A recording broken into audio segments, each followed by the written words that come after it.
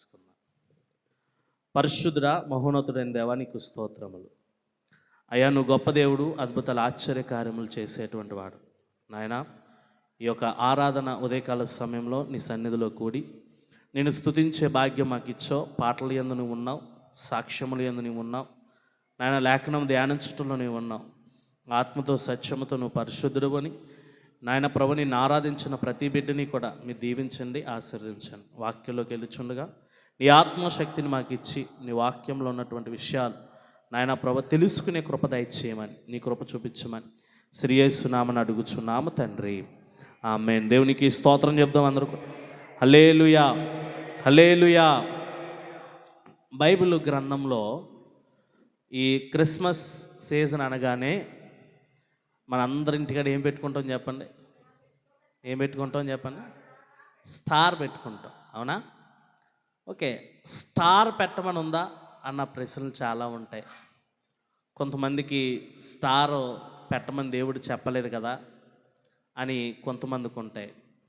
So నేనేమంటానంటే star పెట్టుకోండి. Star ఏం చేయొచ్చు? పెట్టుకోండి. కొంచెం స్టార్ కోసం కొంచెం వివరం చెప్పి ఈరోజు స్టార్ కోసం మాట్లాడతాను నేను. చాలా జాగ్రత్తగా గమనించాను. బైబిల్లో స్టార్ పెట్టుకోమని లేదు, అది వాస్తవం. మరి స్టార్ పెట్టుకునే ఆచరణ ఎక్కడి నుంచి వచ్చింది అంటే కొంత క్లుప్త వివరిస్తాను, గమనించండి. కొన్ని దేశాల్లో, కొన్ని ఇతర దేశాల్లో, విదేశాల్లో ఈ స్టార్ ఆచరణ అనేటువంటిది మొదలైంది. వాళ్ళు సెలబ్రేట్ చేసుకుంటూ ఉంటారు. కొన్ని క్రైస్తవ దేశాలు ఏవైతే ఉంటాయో, పెద్ద పెద్ద అమెరికా కానీ, లండన్, యూరోప్, ఇటువంటి రష్యా, ఇటువంటి దేశాల్లో చాలా ఎత్తున అక్టోబర్ మాసంలో నుంచి కూడా ఈ క్రిస్మస్ వేడుకలు అనేటువంటివి సెలబ్రేట్ చేసుకుంటారు.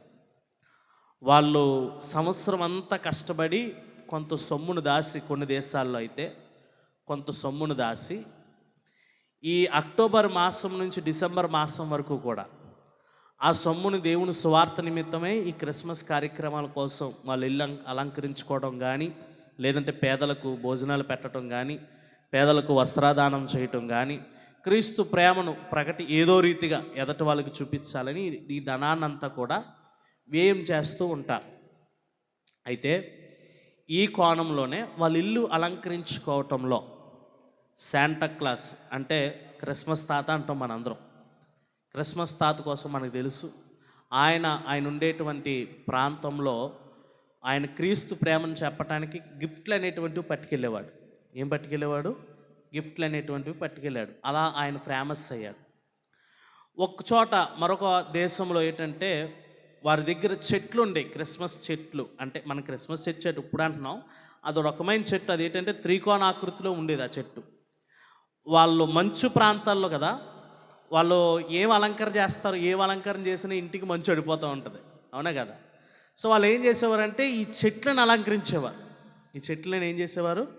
అలాగా ఏమొచ్చిందంటే ఈ క్రిస్మస్ చెట్టు అనేటువంటిది వచ్చింది. అదే కోణంలో యేసుక్రీస్తు వారు పుట్టినప్పుడు స్టార్ కదా, స్టార్ అంటూ వచ్చింది కదా, నక్షత్రం వెలిసింది కదా, అదే అందరికీ ఏం చూపించింది? దారి చూపించింది కదా.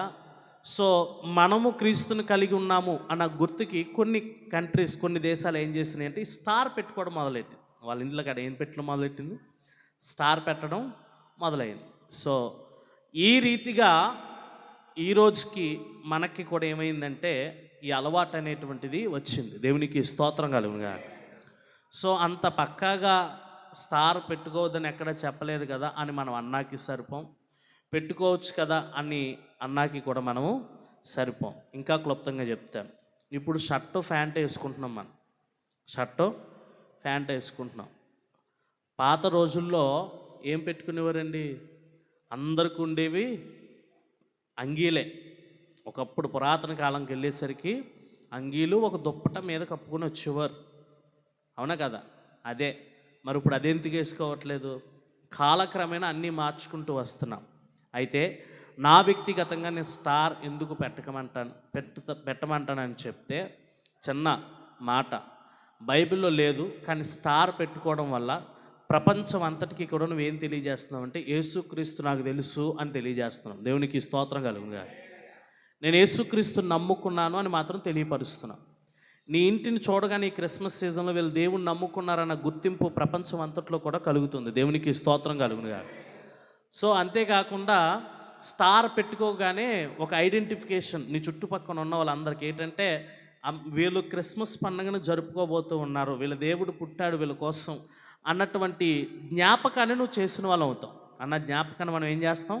చేసిన వాళ్ళు అవుతాం. కొంతమందికి సిగ్గు ఏం పెట్టుకోవడానికి? స్టార్ పెట్టుకోవడానికి. కొంతమందికి ఏంటి?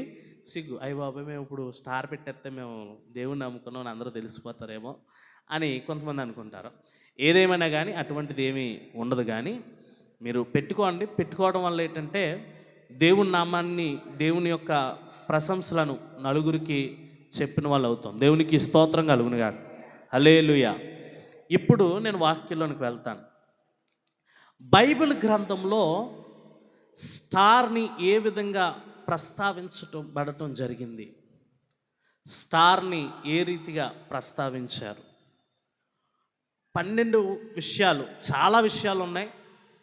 నేను అధ్యయనం చేసిన కాడికి 12 విషయాలను మేము మీకు చెప్పాలని ఆశపడుతూ ఉన్నాను.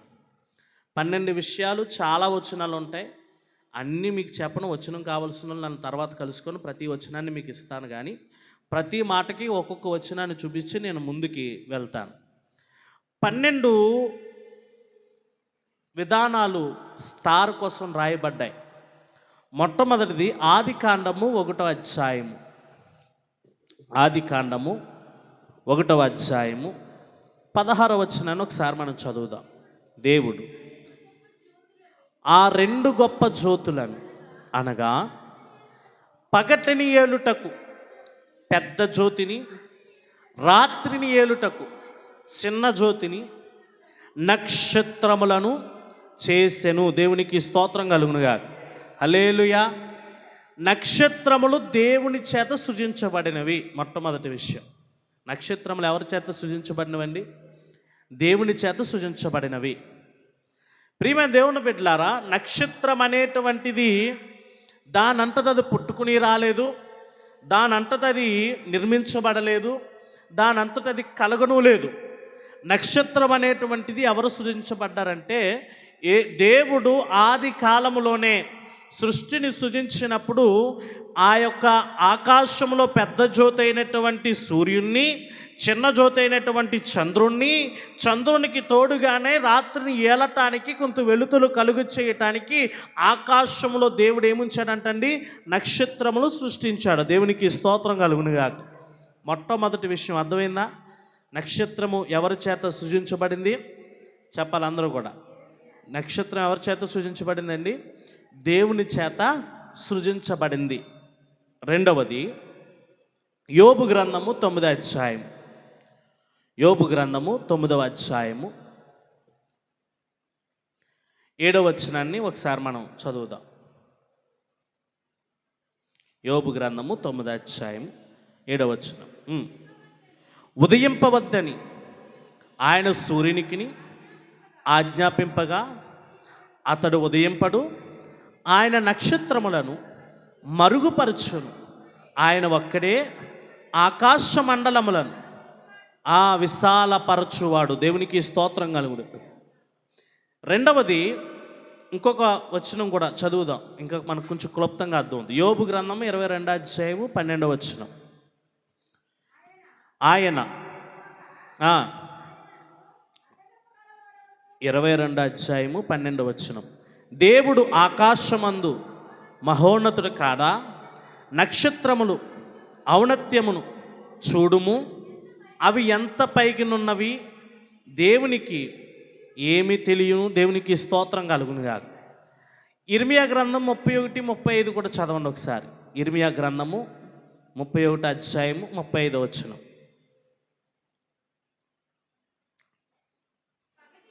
పగటికి వెలుగుకై సూర్యుని, రాత్రి వెలుగుకై చంద్ర నక్షత్రములను నియమించువాడును, దానిని తరంగములను ఘోషించినట్లు సముద్రము రేపువాడును యెహోవా ఆ మాట సెలవిచ్చి ఉన్నాడు. సైన్యములకు అధిపతి యెహోవా అని ఆయనకు పేరు. దేవునికి స్తోత్రం కలుగునుగా. మొదటిది నక్షత్రములు ఎవరు సృజించాడండి? దేవుడే సృజించాడు. రెండవది నక్షత్రములు అవి ఉండవలసిన స్థానంలో పెట్టినవాడు ఎవరండి? దేవుడే. దేవునికి స్తోత్రం కలుగునుగా. వాటిని సృజించింది ఆయనే, అవి ఉండవలసినటువంటి స్థానముల్లో పెట్టినది కూడా ఆయనే. మూడవ మాట చూద్దాం.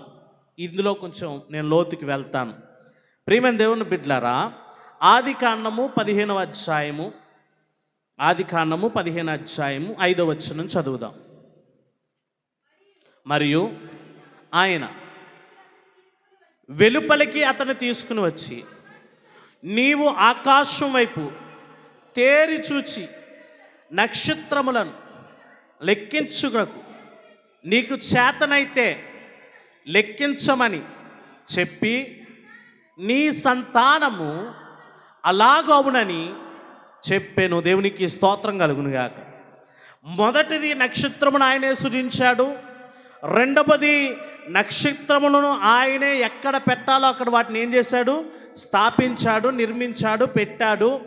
మూడవది దేవుడు ఆ పెట్టినటువంటి నక్షత్రాలను చూపిస్తూ అబ్రహామును ఏమంటున్నాడంటే, నీ సంతానాన్ని ఈ రీతిగా ఆశీర్వదిస్తాను. దేవునికి స్తోత్రం కలుగునుగా. అంటే మనందరినీ కూడా దేంతో పోల్చినట్టు ఆయన? నక్షత్రాలతో పోల్చాడు. నక్షత్రం ఏంటి అసలు? 5 కోణాలు ఉండేటువంటిది నక్షత్రమా, లేదా 6 కోణాలు ఉండేటువంటిది నక్షత్రమా?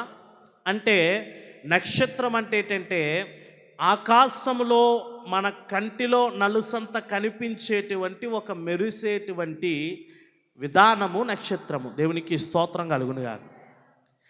నక్షత్రము చాలా ఆకర్షణీయంగా ఉంటుంది, చాలా అందముగా ఉంటుంది, చాలా చక్కగా ఉంటుంది, చాలా ముద్దుగా కూడా ఉంటుంది. ఎందుకంటే మీకు అర్థమయ్యేలా చెప్తాను. తెల్లటి పేపర్ తీసుకున్నాను అనుకోండి, తెల్లటి పేపర్ తీసుకున్నాను అనుకోండి, అందులో ఒక చుక్క ఎట్టాను అనుకోండి, ఆ పేపర్ ఇష్టపడతామా మనం? చెప్పండి, ఇష్టపడతామా? తెల్లటి పేపర్ తీసుకుని అందులో అక్కడక్కడ 4 చుక్కలు ఇట్టాను, ఆ పేపర్ని ఇష్టపడతాం మనం? ఇష్టపడం. ఇదే అలా ఉంచుండే మీ సమాధానం, ఇష్టపడం. నల్లటి ఆకాశం తీసుకోండి, ఆకాశంలో చుక్కలను ఇష్టపడతామా? ఇష్టపడమా? ఎందుకని? నల్లటి దాని మీద ఈ తెలుపు మెరుపు దానికి అందాన్ని చేకూర్చింది. దేవునికి స్తోత్రం కలుగునుగా. తెలుపు దాని మీద నల్లది పెట్టినప్పుడు చొక్కే అవ్వచ్చు, అది మచ్చలా అనిపించింది మన కంటికి. అది ఎలా అనిపించింది? మచ్చలా అనిపించింది. ఈరోజు దేవుడు నిన్ను మచ్చగా పోల్చట్లేదు, మచ్చగా ఉంచట్లేదు. దేవుడు అబ్రహాముకు వాగ్దానం చేస్తే ఏమంటాడంటే, అబ్రహామా బయటికి రావయ్యా, ఆకాశ నక్షత్రం చూడు, నీకు చేతనైతే వాటిని లెక్కపెట్టు, అవి ఉన్నంత విస్తారముగా నీ సంతానాన్ని నేను చెయ్యబోతున్నాను. దేవునికి స్తోత్రం కలుగునుగా. ఇదే వాగ్దానాన్ని ఇస్సాకు కూడా చేశాడు. ఆదికాండం 26వ అధ్యాయం 4వ వచనంలో. ప్రియమైన దేవుని బిడ్డలారా, ఇదే వాగ్దానాన్ని నిర్గమకాండం 32వ అధ్యాయం 13వ వచనంలో మోషేకు కూడా జ్ఞాపకం చేస్తున్నాడు. మీరు వినండి చాలు. మోషేకు కూడా ఏం చేస్తున్నాడు? జ్ఞాపకం చేస్తున్నాడు. ప్రియమైన దేవుడు ఇదే వాగ్దానాన్ని ద్వితీయోపదేశ కాండంలో ఉన్నది. ప్రియమైన ఇదే వాగ్దానము ఆయా చోట్ల ఇశ్రాయేలు ప్రజలకు దేవుడు జ్ఞాపకం చేసుకుంటూ వస్తున్నాడు. ఏంటో తెలుసా? ఇదిగో మీరు ఆకాశపు నక్షత్రములే విస్తరించటానికి నేను మిమ్మల్ని సృజించాను. దేవునికి స్తోత్రం కలుగునుగా. నక్షత్రము దేనికి సంతాన నక్షత్రంతో పోల్చాడు తెలుసా? విస్తీర్ణములో. దేనికండి? విస్తీర్ణములో, విస్తరించటములో. ఎలాగా సృజించుంటాడండి? ఆదికాండంలో 1వ అధ్యాయం 15వ వచనంలో మనం జ్ఞాపకం చేసుకున్నాం కదా. నక్షత్రములు ఆయన ఏం చేశాడంట? ఎన్ని నక్షత్రాలు లెక్క పెట్టలేకపోతున్నాం కదా మనం. లెక్క పెట్టగలుగుతున్నామా? చెప్పండి. ఎంతమంది చుక్కలు లెక్క పెట్టేవారు చిన్నప్పుడు? కానీ ఎప్పుడైనా లెక్క పెట్టానన్న వాళ్ళు అసలు లెక్క పెట్టారా లేదా? పెట్టారా? పెట్టే పర్లేదు, తప్పే ఉంది చెప్పండి, లెక్కెట్టే నేను. పెట్టారా? మా అమ్మమ్మ గారి ఊరిలో మా అమ్మగారు మా అమ్మమ్మ గారు అప్పుడు పూరి గుడిసు కరెంట్ ఉండేది కాదు. ఆ పూరి గుడిసులో దోమలు ఎక్కువైపోయాయని వాళ్ళ ఇంటికి వెళ్ళినప్పుడు మా అమ్మమ్మ వాళ్ళ పెద్దమ్మ గారి ఇంటి మేడ మీద పడుకోబెట్టేది. పడుకోబెట్టినప్పుడు మా అమ్మ పక్కన కూర్చుని కొండలకలు అనేటువంటివి వెళ్ళేవి. కొండలకలు అంటారు కదా, మానుపిల్లులు ఇవంటి వెళ్ళివి. అట్లా చూసి భయపడకూడదని కొన్ని మాటలు చెప్తే ఈ లోపల నేనేం చేసేవానంటే నా దృష్టి మళ్లించడానికి చుక్కలు లెక్కెట్టరా అనేది. ఏమనేది? నేను చుక్కలు లెక్కెట్టడం మొదలెడితే కింద మా పెద్దమ్మ విని లెక్కెట్టకూడదు తప్పు అనేది. ఏమనేది? లెక్కెట్టకూడదు తప్పు అనేది. కానీ నేను మాత్రం ఏం చేసేవానంటే లెక్కెట్టేవాడిని. 1 2 2 3 4 5 ఇలా అలా లెక్కెట్టుకుంటూ వచ్చి ఇది లెక్కెట్టేనా లెక్కెట్టలేదా అని ఆగిపోయేవాడిని. ఇది లెక్కెట్టేనా లెక్కెట్టలేదా అని ఆగిపోయేవాడిని. అంటే లెక్కకు మించినవి, లెక్క పెట్టలేనటువంటివి, అంత విస్తారమైనటువంటి ఫలాన్ని అబ్రహాము ద్వారా ఈరోజు మనకి కూడా అనుగ్రహించబోతూ ఉన్నాడు. దేవునికి స్తోత్రం కలుగునుగాక. అందుకే ఆ వాగ్దానానికి ఈరోజు మనం ఏమై ఉన్నాం అంటున్నాడంటే ఎబ్రీయులకు రాసిన పత్రికలో మీరును వారసులై ఉన్నారు. ఈరోజు మనం ఏమై ఉన్నామంట? వారసులమై ఉన్నాం. జనాభా సంఖ్య ప్రపంచం అంతట్లో వేసుకుంటే కొన్ని కోట్లలో ఉంది. ఇందులో ఉందండి కోట్లకు మించే. అంత విస్తీర్ణాన్ని దేవుడు ఏం చేశాడు? కలగజేశాడు. దేవునికి స్తోత్రం కలుగునుగా. హల్లెలూయా. నాలుగో విషయం మొదటిది, నక్షత్రాన్ని ఎవరు సృజించారు? ఆయనే సృష్టించాడు. రెండవది, నక్షత్రాన్ని ఎక్కడ ఉంచాలో ఆయనే ఉంచాడు. మూడవది, నక్షత్రాన్ని సంతానాభివృద్ధితో పోల్చాడు. నాలుగవది, ప్రియమైన దేవుని బిడ్డలారా, బైబిల్ గ్రంథంలో ఆదికాండము 37:9 చూద్దాం. ఆదికాండము 37:9. అంతడు ఇంకొక కలకని తన సహోదరులకు తెలియజేసి, ఇదిగో నేను మరి ఒక కలకంటిని, ఇదిగో సూర్యచంద్రులు 11 నక్షత్రములను నాకు సాష్టాంగము పడినని చెప్పాను. దేవునికి స్తోత్రం కలుగునుగా. దీంతో పెద్ద గొడవ అయిపోయింది అన్నదమ్ములకి. ఈ అన్నలందరూ కలిసి తమ్ముని తీసుకెళ్ళి గోతులో పాడేసి ఒక జంతువు రక్తాన్ని మాత్రం తన తండ్రికి యాకోబుకు చూపించి, ఇదిగో నీ కొడుకు చచ్చిపోయాడు, ఇంక లేడు అన్నారు. దాంతో ఈ చిన్న కొడుకు తండ్రి ఏమైపోయారు? ఎడబాటు వచ్చేసింది. వీళ్ళు తీసుకెళ్ళి అమ్మేసుకున్నారు అతన్ని. కానీ దేవుడు అతన్ని విడిచిపెట్టలేదు. ఆశీర్వదించి ఒకానొక పరిస్థితి వచ్చేసరికి అన్నగారులందరికీ బువ్వ పెట్టేటువంటి పరిస్థితి తీసుకొచ్చాడు. అతడే యోసేపు. దేవునికి స్తోత్రం కలుగునుగా. యోసేపు కనినటువంటి కలలో యాకోబుకు పుట్టినటువంటి 11 గోత్రాలు కూడా ఈ యొక్క యోసేపుకి నమస్కరిస్తున్నట్టు దేవుడు చూపించాడు. దేవునికి స్తోత్రం కలుగునుగా. నక్షత్రాలను దేంతో పోల్చాడండి? గోత్రాలతో పోల్చాడు. నాలుగవది, నక్షత్రాలు దేంతో పోల్చాడు? గోత్రాలతో పోల్చాడు. చాలామంది ఎవరైనా పుట్టారనుకోండి, పుట్టినప్పుడు ఏం చూస్తారు చెప్పండి? నక్షత్రాలు ఏటో చూస్తారు. ఆ నక్షత్రాలు ఏటో నాకు తెలియదు. ఇక్కడ పోలిక మాత్రమే జరిగింది. నక్షత్రాలు ఆ గోత్రాలు ఆ నక్షత్రాలని కాదు. పోలిక మాత్రం, దర్శనము కళ అర్థమవ్వటానికి, కలభావం తెలుసుకోవటానికి దేవుడు ఆ కళలో ఈ నక్షత్రాలన్నీ కూడా, ఈ 11 నక్షత్రాలు కూడా ఈ ఒక్క నక్షత్రానికి నమస్కారం చేస్తున్నట్టు, వంగి ఉన్నట్టు యోసేపుకి దేవుడు ఏం చేశాడు? దర్శనాన్ని కలుగజేశాడు. దేవునికి స్తోత్రం కలుగునుగా. ప్రియమైన దేవుని బిడ్డలారా, ఇంకా మనుషులు ఎంత అవిధేయతలోకి వెళ్ళిపోతున్నారంటే, ఈ మధ్య కాలంలో తెలిసింది. ఒకళ్ళని అడిగాను నేను. ఏమని అడిగానంటే,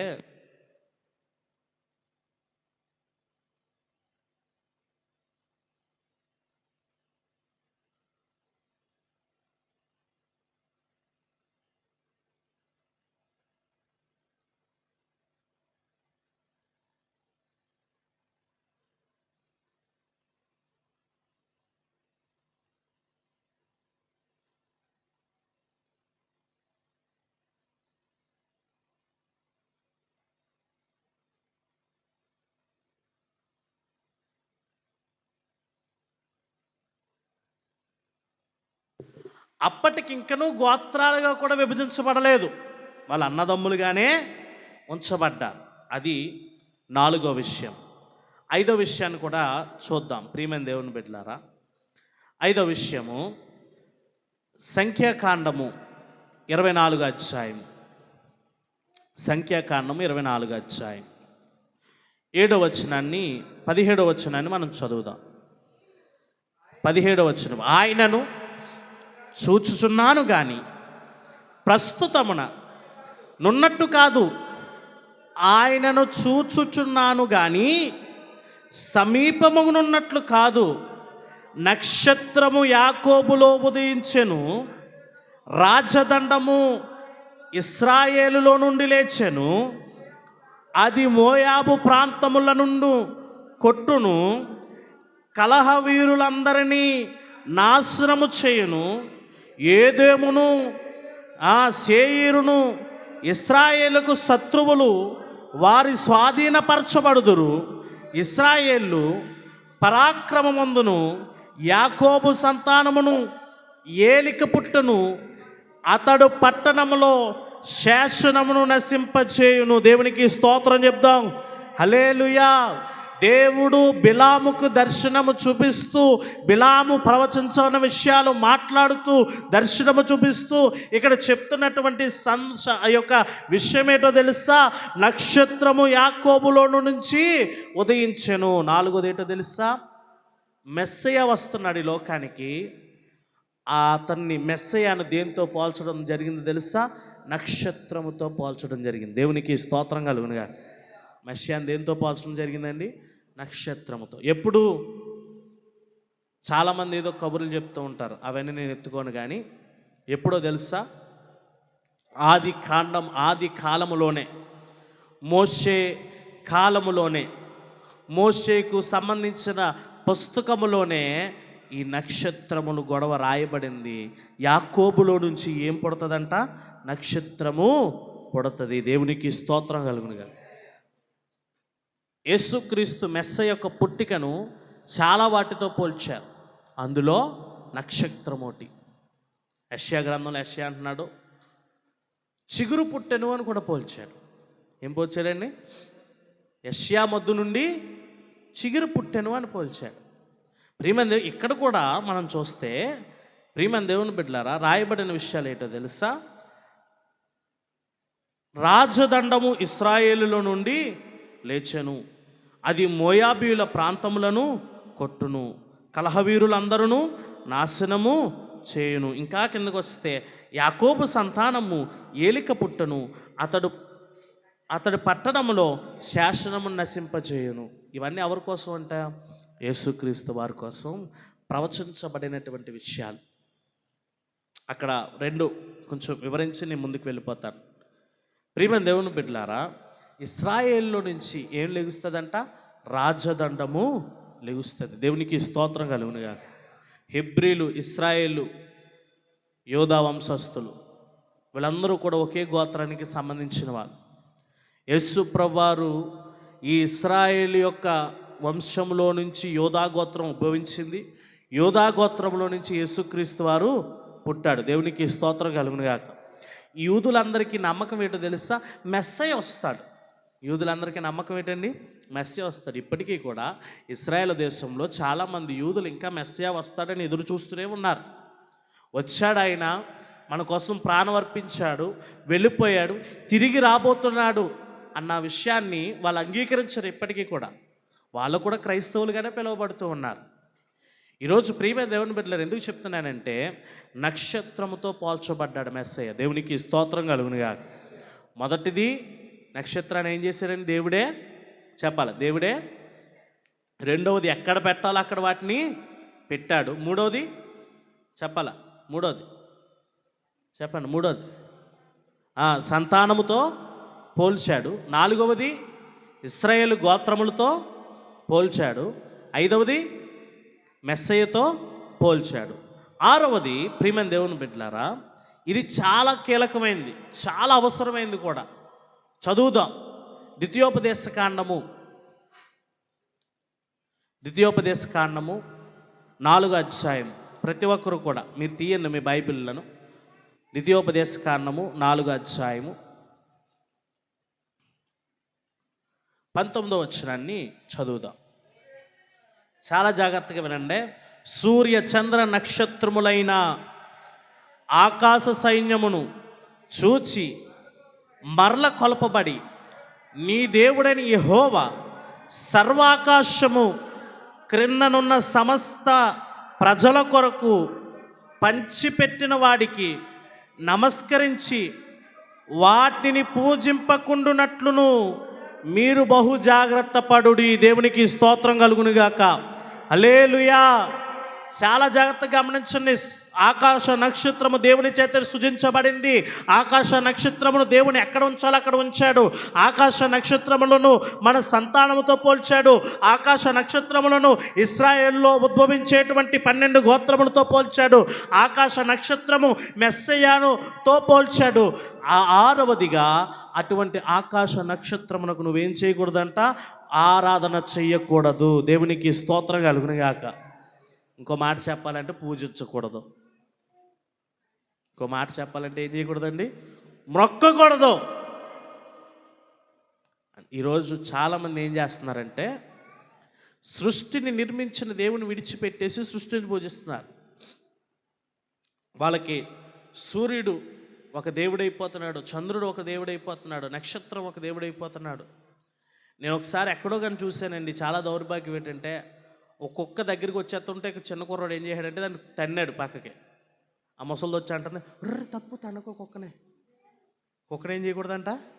తనకూడదంట. నేనన్నాను, మా అమ్మ కంగారాడుకు కరుత్తుదిలే కరిపించుకో అన్న. కరుత్తుదిలే ఇప్పుడు కాదు, దగ్గర 7-8 సంవత్సరాల క్రితమే ఈ సంఘటన జరగడం. వాళ్ళకి ప్రతిదీ కూడా ఈ రోజుల్లో ఈ సృష్టి ఏమైపోతుందంటే దేవుడైపోతున్నారు. చెట్టు దేవుడైపోతుంది. ప్రియమైన దేవుని మట్టి గుట్ట దేవుడైపోతుంది. దేవుడు సృజించిన పాము, శపించిన పాము దేవుడైపోతుంది. శపించిన పాము మంచిగా ఉన్నదాన్ని దేవుడు అన్నారంటే ఎంతో కొంత అర్థం ఉందనుకుంటే ఈ శపించబడినవి కూడా ఏమైపోతున్నాయి? వాళ్ళకి దేవుళ్ళు అయిపోతున్నారు. దేవుడు అనబడినటువంటి వాడు ఒక్కడే, ఆయనే యేసుక్రీస్తు ఉన్నాడు. దేవునికి స్తోత్రం కలుగునుగాక. యేసుక్రీస్తు వారి లోకానికి వచ్చిన తర్వాత కూడా చెప్పిన మాట అంటే తెలుసా? నేనే ఆల్ఫయు ఒమేగయు అన్నాడు. దేవునికి స్తోత్రం కలుగునుగాక. నేను ఇప్పటి వాడిని కాదును, అబ్రహాము, ఇస్సాకు, యాకోబు కాలంలో నుంచి ఉన్నటువంటి వాడను నేనే అని యోహానుకు చాలా స్పష్టంగా దేవుడు చెప్పాడు. దేవునికి స్తోత్రం కలుగునుగాక. అందుకు ఈ యొక్క ద్వితీయోపదేశ కాండములోనే రాయబడిన మాట ఏంటో తెలుసా? ఇదిగో దేవుడు సూర్యుని సృజించాడు, నక్షత్రాలు సృజించాడు, ఇదిగో మహా ఆకాశమును కూడా సృజించాడు. కానీ దేనికి కూడా నువ్వేం చేయకూడదు? మ్రొక్కకూడదు. దేవునికి స్తోత్రం కలుగునుగాక. ఎంత అబద్ధపు కొన్ని పెళ్ళిళ్ళు జరిగిపోతున్నాయి.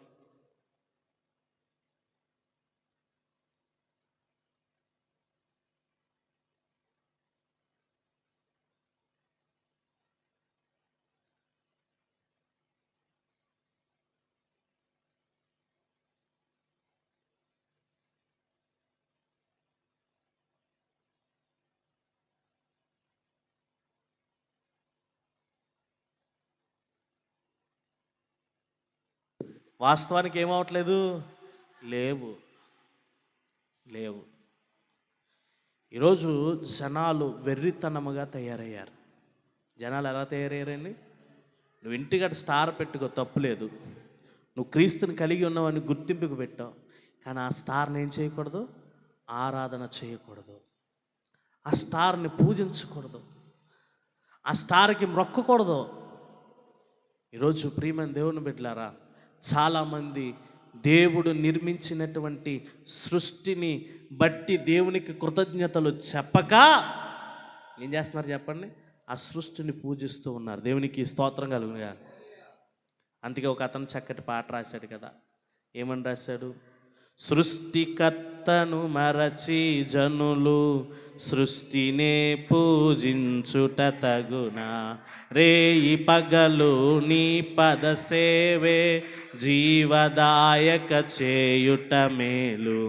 సాటిలేని దేవుడ నీవే నాదు కోట కొండయు నీవే. సాటిలేని దేవుడ నీవే నాదు కోట కొండయు నీవే. హల్లెలూయా. జనులు ఏం చేస్తున్నారంట?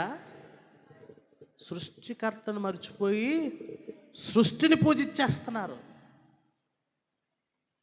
అందుకు దేవుడు చెప్తున్నాడు, నక్షత్రానికి నువ్వు మ్రొక్కటానికి వీలు లేదు. దేవునికి స్తోత్రం కలుగుగా చెప్తున్నాను. మళ్ళా మొదటిది, నక్షత్రములు ఎవరి చేత నిర్మించబడ్డాయి? ఎవరు ఎక్కడ పెట్టాలో ఎవరు పెట్టారు? అది దేవుడి చేత పెట్టబడినవి. 3 వేటితో పోల్చాడు? సంతానముతో పోల్చాడు. విస్తీర్ణంలో, సంతాన విస్తీర్ణంలో నక్షత్రములతో పోల్చాడు. 4 ఇశ్రాయేలు యొక్క 11 గోత్రాలు కూడా దేంతో పోల్చాడు? నక్షత్రాలతో పోల్చాడు. 5 రాబోతున్నటువంటి మెస్సయ్య కూడా యాకోబు నక్షత్రం నుంచి ఉదయిస్తుందని పోల్చాడు. ప్రియమైన దేవుని బిడ్డలారా, 6 నక్షత్రాలకు ఆయనే ఇన్ని పోలికలు చేసినా కానీ కరాఖండితంగా చెప్తున్నాడు, ఆ నక్షత్రాలకు నువ్వు మ్రొక్కటానికి వీలు లేదు అని చెప్తున్నాడు. 7వది, ప్రియమైన దేవుని బిడ్డలారా, నక్షత్రాలను దేవుని యొక్క దేవదూతలతో పోల్చాడు. దేవునికి స్తోత్రం కలుగునుగా. చూడండి బైబిల్ గ్రంథంలో యోబు గ్రంథము 38వ అధ్యాయము. యోబు గ్రంథము 38వ అధ్యాయం.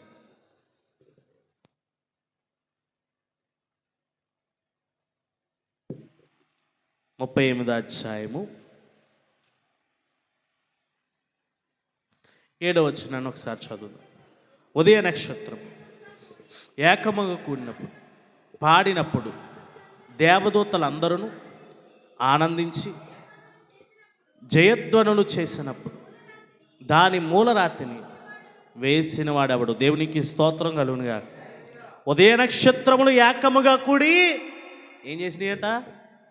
చెప్పండి, ఏం చేసినాయి? అంటే సృష్టి కూడా ఎవరిని ఆరాధించింది? మనం ఏం చేస్తున్నాం ఇప్పుడు? సృష్టి కూడా ఎవరిని ఆరాధించింది? ఆ నక్షత్రములు ఎవరో తెలిస్తే దేవుని యొక్క దూతలు. దేవునికి స్తోత్రం కలుగునుగా. హల్లెలూయా. ఇంకా కొంచెం స్పష్టంగా మీకు చెప్తాను. యెషయా గ్రంథము 14వ అధ్యాయం. యెషయా గ్రంథము 14వ అధ్యాయం 13వ వచనంలో ఇలా రాయబడుతూ ఉంది. 12వ వచనం నుంచి చదవండి. తేజో నక్షత్రమా, వేకు చుక్క, నువ్వెట్లా ఆకాశం నుండి పడితివి. దేవునికి స్తోత్రం కలుగునాక.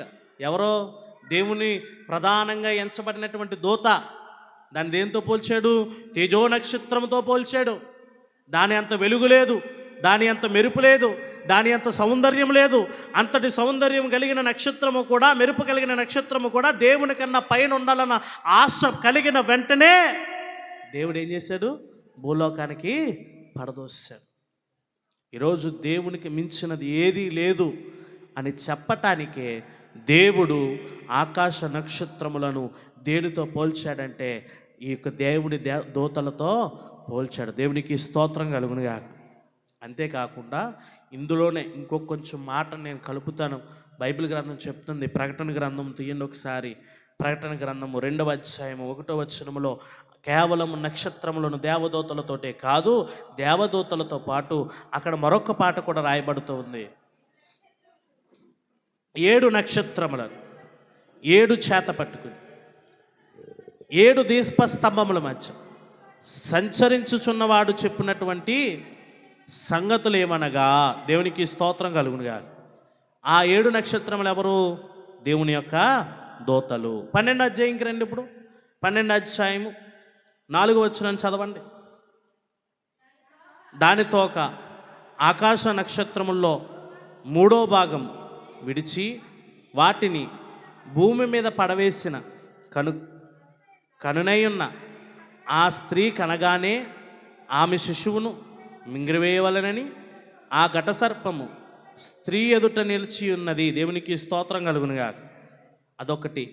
ఈ 2వ అధ్యాయము యొక్క ఒకటో అధ్యాయము 19-20 వచనాలు కనుక చూస్తే, కాగా నీవు చూచువానికి, ప్రకటన గ్రంథం 1వ అధ్యాయం 19-20, కాగా నీవు చూచు వాటికి ఉన్న వాటిని వీటి వెంటనే కలబోవు వాటిని, అనగా నా కుడి చేతిలోనున్న చూచిన 7 నక్షత్రములు గూర్చి మర్మమును, ఆ 7 సువర్ణ దీపస్తంభములు సంగతి రాయుము.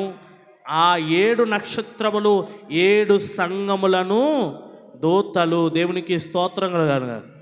సంఘములో ఉన్నటువంటి దూతలు అంటే 7 నక్షత్రములు సంఘముతో కూడా ఏం చేయబడ్డాయి? పోల్చబడ్డాయి. ఈరోజు ప్రియమైన దేవుని బిడ్డలారా, దేవుడు నక్షత్రాన్ని పోల్చాడంతే, కానీ నక్షత్రాన్ని ఇది నక్షత్రమే అని ఎక్కడా కూడా చెప్పలేదు. సంతానాన్ని నక్షత్రముల వలె చేస్తానని పోల్చాడు. యోసేపుకి దర్శనం చూపిస్తూ నక్షత్రాలు ఎలాగ ఒక నక్షత్రానికి సాగిలపడ్డాయో, నీ అన్నదమ్ముల యొక్క గోత్రాలన్నీ కూడా నీకు సాగిలపడతాయి అని చెప్పాడు. ప్రియమైన దేవుని బిడ్డలారా, మూడవది, నక్షత్రము ఉదయించిందంటే యాకోబు వంశంలో నుంచి ఎవరొచ్చారు? యేసుప్రభు వారు వస్తాడు అని సంఖ్యాకాండంలో బిలాము చూసిన దర్శనంలో చెప్పాడు. ప్రియమైన దేవుని బిడ్డలారా, ఇకపోతే 6వ మాటకు వచ్చేసరికి, నక్షత్రాలు పోల్చబడుతున్నావే కానీ వాటికి నువ్వేం చేయకూడదు? సాగిల పడకూడదు అని చెప్పాడు. ఈ యొక్క 6వ మాట కూడా తెలియపరుస్తుంది ఏంటంటే, నక్షత్రాలు దేవదూతలతో కలిగి ఉన్నటువంటి సంఘములతో మాత్రమే ఏం చేయబడ్డవి? పోల్చబడ్డాయి. దేవునికి స్తోత్రం కలుగును. 7వది, కీర్తన గ్రంథం 14వ అధ్యాయం. కీర్తన గ్రంథము 14వ అధ్యాయం.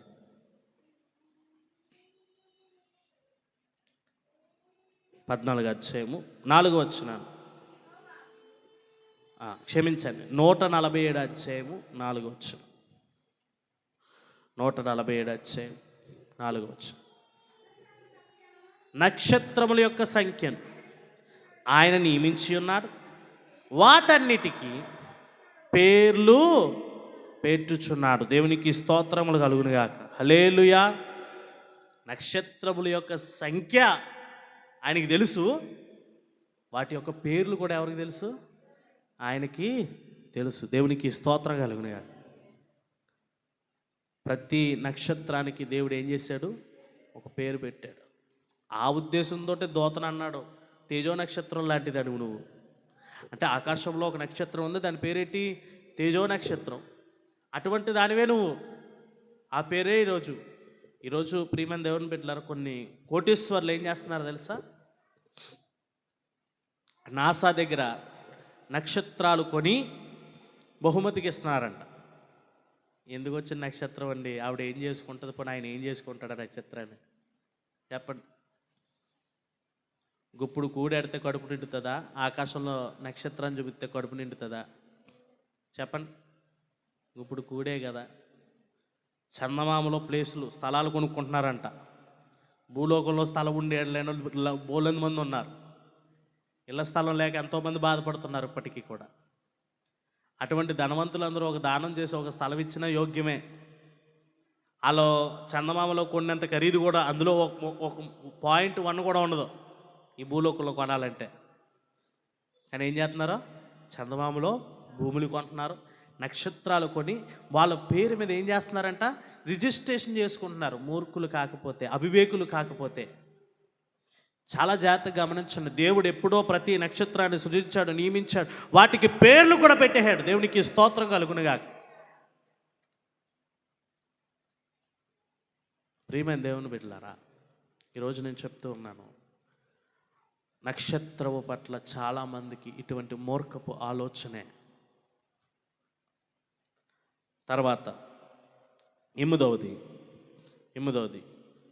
యెషయా గ్రంథము 47 అధ్యాయం. యెషయా గ్రంథము 47 అధ్యాయం 13వ వచనం చదువుదాం. నీ విస్తారమైన యోచన వలన నీవలసి ఉన్నావు. జ్యోతిష్కులు, నక్షత్ర సూచకులు, మాసచర్య చెప్పువారు, నిలవబడి నీ మీదకి వచ్చినవి రాకుండా నిన్ను తప్పించు రక్షణరేమో అని ఆలోచించుము. దేవునికి స్తోత్రం కలుగునుగా.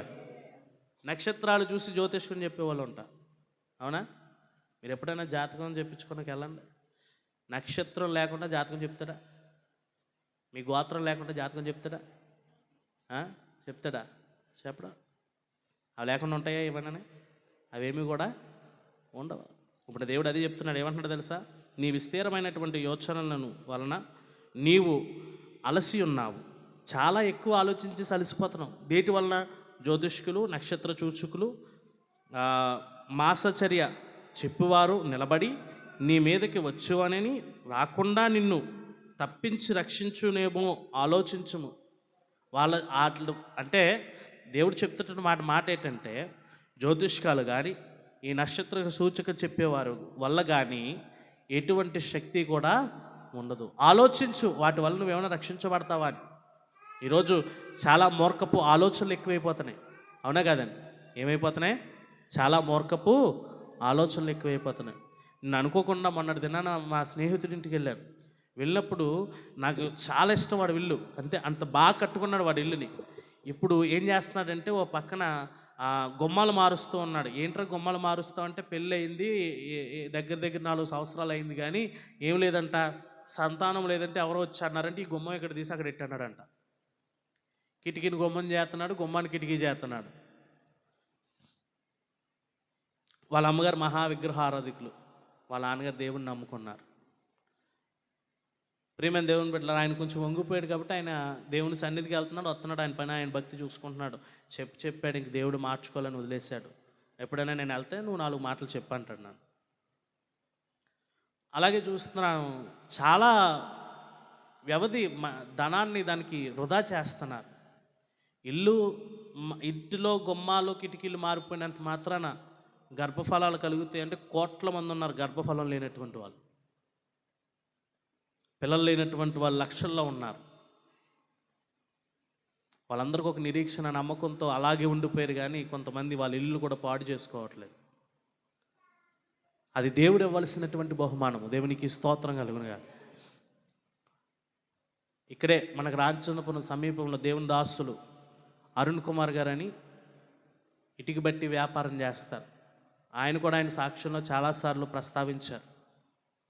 మా పరిస్థితి బాగోట్లేదని చెప్పి సిద్ధాంతి కానీ ఏది చెప్తే అది ఏం చేసేవారంట, చేసేవారు. ఇల్లుని అక్కడి నుంచి ఇక్కడికి, ఇక్కడి నుంచి అక్కడికి మార్చేసేవారంట. ఎన్ని మార్చినా కానీ వాళ్ళ పరిస్థితి ఏమవలేదు, మారలేదు. వాళ్ళ పరిస్థితి ఏమవలేదు, మారలేదు. ఈరోజు ఎందుకు చెప్తున్నారో తెలుసా? గుమ్మాలు కట్టుకోవడం వల్ల, ఇల్లు కట్టుకోవడం వల్ల పరిస్థితి, ఇల్లు మనం ఉండటానికి కట్టుకుంటున్నాం అంతవరకునే. ఎవరో చెప్తారు యాగం చేస్తే అది అయిపోదు.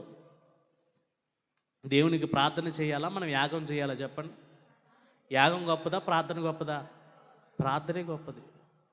బైబిల్ గ్రంథం చెప్తుంది, ప్రార్థన నీ పరిస్థితులను మారుస్తుంది. ప్రార్థన నువ్వు ఇంకెలా చేయాలి? యాగముగా చేయాలి. ప్రార్థన ఎలా చేయాలి? యాగముగా, వ్రత దినముగా. వ్రతాలు ఎక్కువైపోతున్నాయి జనాలకు. ఏమైపోతున్నాయి? వ్రతాలు ఎక్కువైపోతున్నాయి. ఒక ఆవిడ రోజు బయటకు వచ్చిన తర్వాత నుంచుని చూస్తుంది. ఏం చూస్తుంటే అట్టుంది, తినేసారా అని అడుగుతుంది. ఎంత పొద్దున్న తినేసారా అని అడుగుతుంది ఏంటి అని నేను అనుకుంటున్నా. ఏంటది? నేను పొద్దున్న తినేసాను, సాయంత్రం దాకా ఎవరు ఉంటాడు అంటుంది మళ్ళీ. ప్రజలు కడుపుని ఆపుకుని ఉపవాసం ఉంచితే ఆ కడుపుని బట్టి దేవుడు అలా ఉపవాసాన్ని అంగీకరించడు. భక్తిని బట్టి దేవుడు ఏం చేస్తాడో ఉపవాసాన్ని అంగీకరించాడు. దేవునికి స్తోత్రం కలుగునుగా. అందుకే యెషయా గ్రంథంలో అంటాడు, నిజమైన ఉపవాసం నువ్వు పేదలకి సహాయం చేయి, లేనివారికి రూపాయి పెట్టు, విధవరాలను కనుకరించు, లేనివారిని ఆదరించు, నీకన్నా దీనస్థితిలో ఉన్న వాళ్ళకి ఒక రూపాయి దయచేయి. అటువంటిది కదా నాకు ఇష్టమైనటువంటి ఉపవాసం. ఇంకా బాగా లోతుగా అర్థం చేసుకుంటే, నువ్వు ఉపవాసం ఉన్నప్పుడు ఓ రూపాయి ఖర్చు పెడతాం మనం, ఆ పిడికిలు బియ్యం పక్కన ఉండిపోతాయి కదా, ఆ వార్చుకున్న ఆ రోజు వండాల్సిన కూర ఖర్చు పక్కన ఉంటుంది కదా. అవసరమైతే ఆ ఖర్చుని ఒక విధవరాలకో లేదంటే ఒక లేని వారికో నువ్వేం చేయాలా? దానము చేయాలి. దేవునికి స్తోత్రం కలుగునుగా. ఈరోజు ప్రియమైన దేవుని బిడ్డలారా, బైబిల్ గ్రంథంలో చెప్తున్నారు, జ్యోతిష్కుల వల్ల కానీ లేదంటే ఈ నక్షత్ర సూచకుల వల్ల ఏ శక్తి కూడా ఉండదు. కొన్ని వీడియోలు చూస్తూ ఉంటాను, ఏదో ఆసక్తికరంగా ఉంది, ఇదేదో నవ్వుకోవడానికి బాగుంది అనుకునేసరికి కింద అడ్వర్టైజ్మెంట్ వస్తుంది. ఇదిగో పలానా స్వామి గారి జ్యోతిష్కాలయం, అక్కడికి వచ్చి మీరు ఏం చూపించుకోవచ్చు? మీ కుటుంబంలో సమస్యలా, గర్భఫల సమస్యలా, ఇంట్లో సమాధానం లేదా, భార్యాభర్తల మధ్యన సమాధానం లేదా, రండి ఆయన పరిష్కారం చేస్తాడు. ఆయన పరిష్కారం చేస్తే ఇంక దేవుడు ఎందుకు? ఆయన ఏమంటాడు? మీ జాతకాలు ఎట్టండి అంటాడు. ఆ యాగం చేయండి, ఈ యాగం చేయండి. ఇదంతా గొప్ప వ్యాపారంగా వెళ్ళిపోతుంది. ఏ ఒక్కడో చెప్పేవాడు లేదు. నీకు సమస్య వచ్చినప్పుడు దేవుని ఎదుట మొరపెట్టాను. దేవునికి స్తోత్రం కలుగునుగా. బైబిల్లో యేసుక్రీస్తు వారు మాత్రమే శోధన వచ్చినప్పుడు గెత్సెమనే తోటలోకి వెళ్ళి ఆయన ఏం చేసుకున్నాడు? ప్రార్థన చేసుకున్నాడు. దేవునికి స్తోత్రం కలుగునుగా.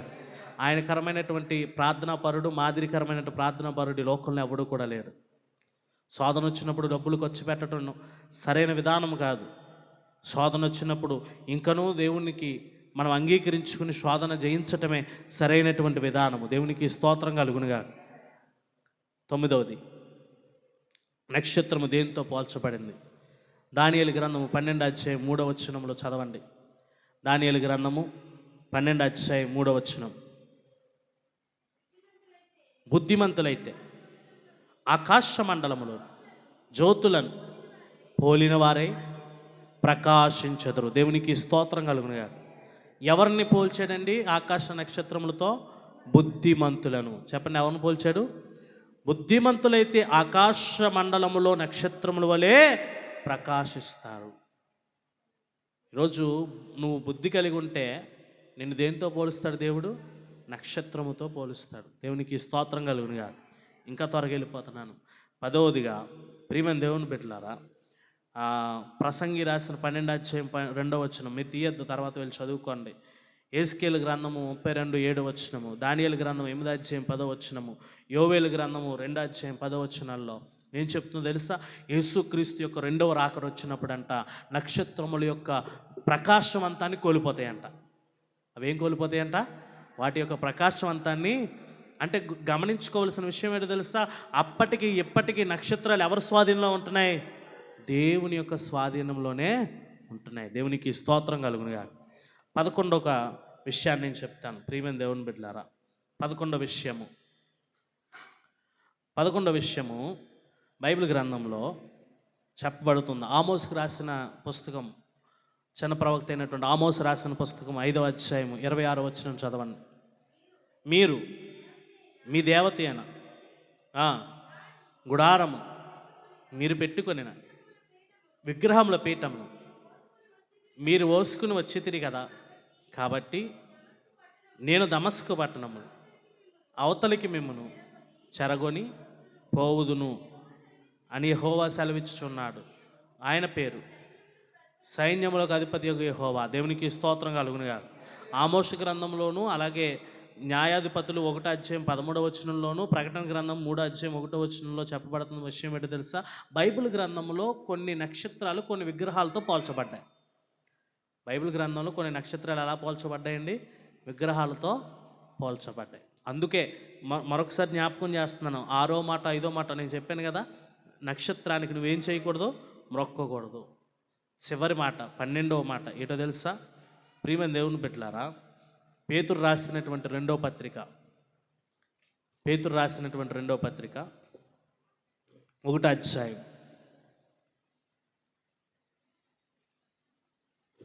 పేతురు రాసిన 2వ పత్రిక 1వ అధ్యాయం 19 చదువుదాం. మరియు ఇంతకంటే స్థిరమైన ప్రవచన వాక్యం మనకున్నది. తెల్లవారును వేకు చుక్క మీ హృదయంలో ఉదయించు వరకు ఆ వాక్యము చీకటి గల చోటన వెలుగిచ్చు దీపం వంటినట్టుది. దాని యందు మీరు లక్ష్యముంచిన ఎడల మీకు మేలు. దేవునికి స్తోత్రం కలుగునుగా. యేసు ప్రభువాన్ని దేంతో పోల్చింది? తెల్లవారుజామున ఉన్నటువంటి వేకువ చుక్క. యేసుక్రీస్తు వారిని వాక్యమును, ఇంకో మాటలు చెప్పుకోవాలంటే వాక్యాన్ని దేంతో పోల్చినట్టు? నక్షత్రంతో పోల్చినట్టు. అది మన హృదయంలో ఉంచుకుంటే మనకేంటంట మేలు.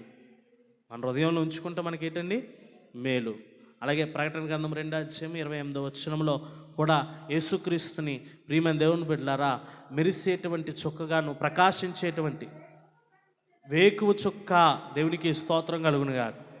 ప్రియమైన దేవుని బిడ్డలారా 22:16 కూడా యేసుక్రీస్తు వారిని దేంతో పోల్చడం జరిగింది? నక్షత్రంతో పోల్చడం జరిగింది. దేవునికి స్తోత్రం కలుగునుగా. ఎందుకు ఇన్ని మాటలు చెప్పానంటే, నక్షత్రము అనేటువంటిది ఆయా సందర్భాల్లో పోల్చబడినదే కానీ దాని యందు ఏ ప్రభావము కూడా లేదు. దేవునికి స్తోత్రం కలుగునుగా. దాని యందు ఏ ప్రభావము కూడా లేదు. అది కేవలము దేవుడు ఆయా సందర్భాల్లో పోల్చాడు అంతే. మొదటి నుంచి చెప్తున్నాను, మొట్టమొదటిగా నక్షత్రం ఎవరి చేత సృజించబడింది? దేవుని చేత సృజించబడింది. రెండవది, నక్షత్రమును ప్రియమైన దేవుడు ఆయా స్థానాల్లో స్థిరపరిచిన వాడు ఎవరు? దేవుడే. మూడవది, నక్షత్రములను సంతానముతో పోల్చాడు. నాలుగవది, నక్షత్రములను ఇశ్రాయేలు యొక్క గోత్రాలతో పోల్చాడు. ఐదవది, నక్షత్రమును రాబోయేటువంటి మెస్సయ్యతో పోల్చాడు. ఆరవది, నక్షత్రానికి మొక్కకూడదు అని చెప్పాడు. ఏడవది, నక్షత్రము ప్రియమైన దేవుని బిడ్డలారా జ్ఞాపకం చేసుకున్నాం కదా. ఏడవది ఏంటి? నక్షత్రము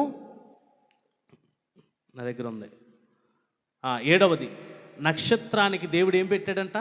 పేర్లు పెట్టాడు. నక్షత్రానికి దేవుడు ఏం పెట్టాడు? పేర్లు పెట్టాడు. ప్రియమైన దేవుని బిడ్డలారా ఎనిమిదవది, నక్షత్రము వలన చెప్పేటువంటి జ్యోతిష్కాల్లో ఏముండదు అంటున్నాడు దేవుడు? అందులో ఏ మాత్రం ప్రభావము ఉండదు అంటున్నాడు. తొమ్మిదవది, ప్రియమైన దేవుని బిడ్డలారా నక్షత్రాలను దేవదూతలతో పోల్చాడు. నక్షత్రాలు దేంతో పోల్చాడు? దేవదూతలతో పోల్చాడు. సంఘముతో కూడా పోల్చాడు. అంతేకాకుండా నక్షత్రాలను 10వదిగా చూసుకుంటే నక్షత్రాలను బుద్ధిగల వారితో పోల్చాడు. ఎవరితో పోల్చాడండి? బుద్ధిగల వారితో పోల్చాడు. బైబిల్లో నక్షత్రంతో పోల్చబడినటువంటి ఏమున్నాయి? విగ్రహాలు కూడా ఉంచబడ్డాయి. చివరిగా యేసుక్రీస్తును కూడా దేంతో పోల్చబడ్డారు? నక్షత్రంతో పోల్చాడు. పోలికను మనం ఎప్పుడూ ఆరాధన చేయకూడదు. నీ పోలిక నీదే. నువ్వు మీ నాన్నలా ఉంటావురా అన్నంత మాత్రాన నానైపోతాడా? ఆవిడ నువ్వు మీ అమ్మలా ఉంటావు అన్నంత మాత్రాన అమ్మ అయిపోద్దా? అవదు. పోలికే. కానీ దేవుడు ప్రతి మనిషికి ప్రత్యేకమైనటువంటి రూపాన్ని అనుగ్రహించాడు. దేవునికి స్తోత్రం కలుగునుగా. హల్లెలూయా. పోలికను ఎప్పుడూ కూడా నువ్వు ఆరాధించడానికి వీల్లేదు. ఈరోజు ప్రియమైన దేవుని బిడ్డలారా ఎందుకు ఈ మాటలు చెప్పానంటే, ఒక అవగాహన మీలో ఉండాలి. క్రైస్తవులుగా నక్షత్రం అంటే ఏంటో నీకు తెలియాలి. బైబిల్ గ్రంథంలో నక్షత్రానికి ఉన్నటువంటి ప్రాధాన్యత ఏంటో నీకు తెలియాలి. ఆ రోజు దేవుడు యేసుక్రీస్తు వారు పుట్టినప్పుడు ఆ నక్షత్రం ఎందుకు ఉదయించిందో తెలుసా? మార్గము చూపించటానికి మాత్రమే. దేవునికి స్తోత్రం కలుగునుగా. ఏం చూపించటానికండి? మార్గము చూపించటానికే. పొల్లే నక్షత్రం అప్పుడు పుట్టింది కదా, ఇప్పుడు చూడండి ఎక్కడుందో. యేసుప్రభువు వారు పుట్టినప్పుడు నక్షత్రం ఇప్పుడు ఎక్కడుందో చూద్దాం ఒకసారి. ఎదుగుదామా? బయోస్కోప్ తెచ్చి ఎదుగుదామా ఒకే నక్షత్రాన్ని? కనిపిస్తుందా మనకి? లేదు. మీరు చూడండి ఆకాశంలో అప్పుడప్పుడు ఒక్కొక్క నక్షత్రము చాలా ప్రకాశవంతంగా ఉంటుంది. అదే స్థానంలో మరుసటి దినాన్ని చూడండి చాలా నీరసంగా ఉన్నట్టు ఒక్కో నక్షత్రం ఉంటుంది. ప్రియమైన దేవుని ఇవన్నీ కూడా దేవుడి చేత నిర్మించబడినవి మాత్రమే, దేవునికి ఉపయోగపడినవి మాత్రమే. ఈరోజు మనము కూడా చివరికి ఒక మాట చెప్తారు, మనము కూడా నక్షత్రముల వలె పోల్చబడ్డాం కదా. నక్షత్రాన్నే దేవుడు ఉపయోగించుకున్నాడు కదా, మనం దేవుని కోసం ఉపయోగపడుతున్నామా? దేవుని కోసం ప్రకాశించేటువంటి నక్షత్రముల వలె ఉంటున్నామా? అనేక మందికి రక్షణ మార్గము ఇదే అని చూపించేటువంటి నక్షత్రాల వలె ఉంటున్నామా? ఈ లోకానికి రక్షకుడు ఈయనే అని చెప్పేటువంటి నక్షత్రం వలె ఉంటున్నామా ఈరోజు? ఇదే ప్రశ్న. ఆలోచించుకో. నక్షత్రము క్రిస్మస్ కాలంలో నీ ఇంటి ముందు పెట్టడం ఎంత ప్రాముఖ్యం అనుకుంటున్నావో, దానికి 100 రెట్లు నువ్వు నక్షత్రముల వలె యేసుక్రీస్తు వారిని అనేక మందికి పరిచయం చేయాలి. దేవునికి స్తోత్రం కలుగునుగా. అది ప్రాముఖ్యం. ఒక నక్షత్రాన్ని చూసి దారంటే పోయేవాడు అనుకుంటాడు, వీళ్ళు దేవుణ్ణి నమ్ముకున్నారా అని. నిన్ను చూసి ప్రపంచమంతా అనుకోవాలి నీ ప్రవర్తన బట్టి వీళ్ళు యేసుక్రీస్తు ప్రేమను కలిగి ఉన్నారని. దేవునికి స్తోత్రం కలుగునుగా. కాబట్టి ప్రియమైన దేవుని బిడ్డలారా, దేవుడు మనల్ని విస్తరణలో ఆకాశ నక్షత్రములతో పోల్చాడు. బైబిల్ గ్రంథంలో నక్షత్రానికి ఉన్నటువంటి ప్రాధాన్యత మీరు తెలుసుకున్నారు. యేసుక్రీస్తుని కూడా నక్షత్రంతో పోల్చబడ్డారు. నక్షత్రానికి అంత ప్రాధాన్యత దేవుడు ఇచ్చాడు. నక్షత్రాన్ని అంత విలువైన దానిగా దేవుడు ఉంచాడు. కేవలం అది ఏలటానికి మాత్రమే కాదు, ఆ ఏలికలో ఎన్నో జ్ఞాపకాలు బైబిల్ గ్రంథంలో నక్షత్రంతో ఉండిపోయినాయి. ఈరోజు మన జీవితాలు నక్షత్రము వలె ఉండాలి, కానీ నక్షత్రాలు అయిపోయి మనం వాటిని ఆరాధించే వారిగా మనము ఉండటానికి వీలు లేదు. ప్రార్థన చేసుకుందాం. తల వంచుదాం, దేవుని సన్నిధిలో ప్రార్థన చేసుకుందాం. అడుగుదాం, ప్రభా నక్షత్రాన్ని మాదిరికరం చూపించావు మా జీవితంలో. నాయన, మా జీవితాలు నక్షత్రముతో పోల్చావు కాబట్టి దానికిలా ప్రకాశవంతముగాను నాయన నక్షత్రము వలె నాయన అనేకులకి క్రీస్తును చూపించే వారిగాను మేము ఉండే కృప మాకు దయచే. నాయన, ప్రతీదీ నువ్వు చూస్తున్నటువంటి వాడివే, ప్రతీదీ కూడా నువ్వు ఎరిగినటువంటి వాడివే నాయన, ప్రతి దాన్ని కూడా నువ్వు తెలుసుకున్నటువంటి వాడివే నాయన. నీకు అసాధ్యమైనది ఏది లేదు నాయన, నీకు అసాధ్యమైనది ఏది లేదు. దేవుడు సమస్తమును చూస్తూనే వస్తున్నాడు. నువ్వు కూర్చోవటం దేవుని తెలుసు, నుంచోవటం దేవుని తెలుసు, నువ్వు ఏది చేసినా కానీ దేవుని తెలుసు. ఎందుకంటే ఆకాశము దాని కింద ఉన్న సృష్టి అంతయు కూడా దేవుడు ఆయన చేత, ఆయన నోటి చేత సృజించబడినవే. ఈరోజు నక్షత్రమే కాకుండా నీ జీవితంలో దేవుడు సృజించిన సృష్టిలో ఏదైనా నువ్వు ఆరాధిస్తున్నావా? దేనైనాను ఇంకా నువ్వు నీతో విడిచిపెట్టకుండా ఉంచుకుంటున్నావా? దేవుడు ముందు ఒప్పుకో. ప్రభువా, నాకు ప్రతీదీ నీవై ఉండాలి నాయన. నాయన, నీకు మించినది ఏది కూడా నాకు ఎక్కువ ఉండకూడదు. దేవుడిని అడుగుదాం ఖచ్చితంగా. దేవుడు ఖచ్చితంగా మేలు చేయాలంటే హృదయపూర్వకంగా చిన్న ప్రార్థన. అయ్యా, నేను నక్షత్రముతో పోల్చబడ్డాను కాబట్టి దానిలా ప్రకాశవంతమైన గుణము, దానిలా మంచితనము, దానిలా యోగ్యకరమైనటువంటి గుణము నాకు దయచేయి. కానీ నేను అనేక మందికి ఆరాధికుడిని అయిపోకూడదు, నేను వాటిని ఆరాధించే వారిగా నేను ఉండకూడదు ప్రభువా అని దేవుణ్ణి అడుగుదాం. హల్లెలూయా, హల్లెలూయా. ప్రతి ఒక్కరు కూడా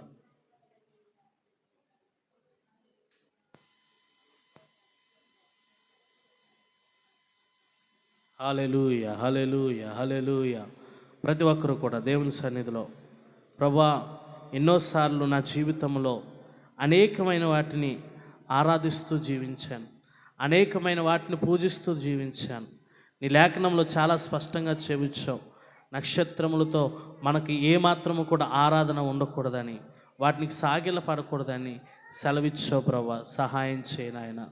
అయ్యా నాయన ప్రభా, నక్షత్రము వలె నేను గర్వించి నాయన కింద పడిపోయే స్థితి నాకు ఉండకూడదు నాయన. ప్రతిదీ చూచువాడా నీకు వందనాలు, సమస్తము ఎరిగినవాడా నీకు వందనాలు. హల్లెలూయా, హల్లెలూయా, హల్లెలూయా, హల్లెలూయా. ప్రతి ఒక్కరు కూడా హల్లెలూయా, హల్లెలూయా, హల్లెలూయా. దేవానికి స్తోత్రం, స్తోత్రం, స్తోత్రం, స్తోత్రం, స్తోత్రం. పరిశుద్ధుడా నీకు వందనాలు, వందనాలు, వందనాలు, వందనాలు. హల్లెలూయా, హల్లెలూయా, హల్లెలూయా. దేవానికి స్తోత్రం, స్తోత్రం, స్తోత్రం, స్తోత్రం, స్తోత్రం, స్తోత్రం. పరిశుద్ధుడానికి వందనాలు, వందనాలు, వందనాలు, వందనాలు. మహాగణుడానికి స్తోత్రాలు, స్తోత్రాలు, స్తోత్రాలు, స్తోత్రాలు, స్తోత్రాలు, స్తోత్రాలు.